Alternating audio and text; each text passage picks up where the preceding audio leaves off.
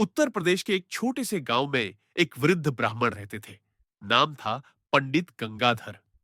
गंगाधर धार्मिक, विद्वान और अत्यंत सरल स्वभाव के व्यक्ति थे। उनका जीवन वेद पाठ, पूजा और साधना में बीतता था। गांव के लोग उन्हें अत्यंत सम्मान से देखते थे। किंतु गंगाधर को एक व्यथा सदा सालती थी। उनका बेटा श्यामधन, जिसे वे धर्म और संयम का मार्ग दिखाना चाहते थे, उससे बिल्कुल विपरीत दिशा में चल रहा था। श्यामधन वीर, साहसी और गुस्सैल स्वभाव का था। उसका हृदय न्याय के लिए जलता था। यदि गांव में किसी पर अन्याय होता तो श्यामधन सबसे पहले खड़ा होता। किंतु उसका गुस्सा और तलवार पर उसका अटूट विश्वास पिता के लिए पीड़ा का कारण था।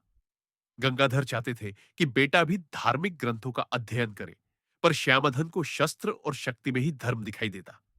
पंडित जी कहते, बेटा, धर्म का मूल अहिंसा है। जो हाथ जोड़ता है वही सच्चा वीर है।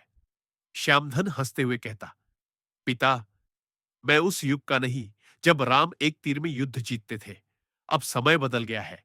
अन्याय के विरुद्ध खड़ा होना ही असली धर्म है। वह समय ऐसा था जब गांव के जमींदार ठाकुर देवनाथ अत्याचार की सीमा पार कर चुके थे।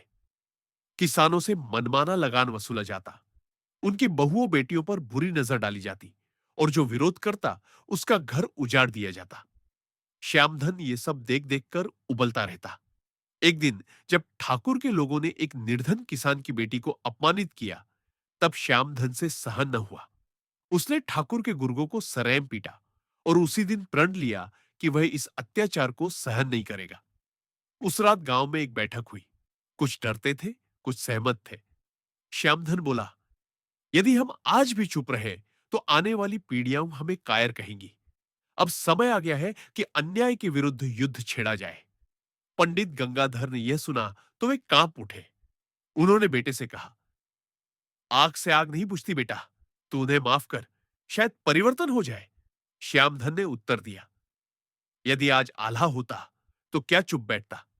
क्या उसने अन्याय के सामने तलवार नहीं उठाई थी? गंगाधर मौन हो गए। इतिहास की गूंज उनके हृदय में उठी। आल्हा और उदल की, जो वीरता के साथ साथ आत्म बलिदान की मिसाल भी थे। कुछ ही दिनों में श्यामधन ने गांव के नौजवानों को एकजुट किया और ठाकुर के विरुद्ध मोर्चा खोल दिया।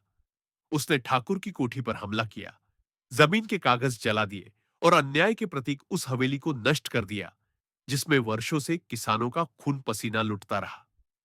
गांव के लोग उसकी जय जयकार करने लगे, परंतु यह विजय टिकाऊ न थी। सरकार के आदेश पर श्यामधन पर देशद्रोह और हत्या के आरोप लगे।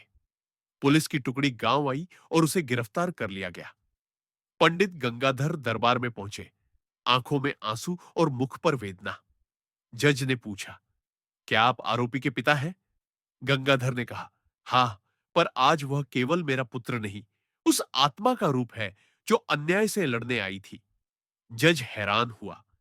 पंडित जी ने हाथ जोड़कर कहा, मैंने अपने पुत्र को अहिंसा सिखाई थी, पर उसने आल्हा से प्रेरणा ली। उसका पथ भिन्न था, पर उद्देश्य शुद्ध था, न्याय की रक्षा।